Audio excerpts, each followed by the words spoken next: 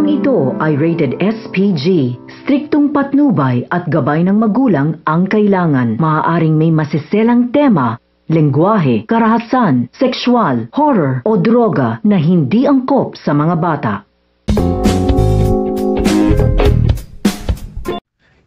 Ngayong nagsiksik matutuloy na nga ang pagpapaopera nitong nanay ni Tata dahil nga binigay na mismo nitong si Francis ang kapalit na cheque na nasira noong binigay nung nagserbisyo ito si Tata kay Francis. Tayo naman tuwang-tuwa itong mag-ina dahil sa wakas ay matutuloy na ang pagaling nitong galing sa sakit niya. At ito po abangan natin dahil nagplano na naman itong mami ni Venice na sirain ang mukha nitong si Tata at ipapugpog para wala na talagang hadlang sa kanilang mga plano dahil alam nila na si Tata ang hadlang sa kanilang plano dahil na napalapit ng loob itong Francis dito kay Tata. At ito yung abangan pa natin dahil kama itong si James ay makalabas dito sa hospital at sisira din sa plano nitong nanay ni Venice. Kaya don't forget to subscribe for more updates mga kapus.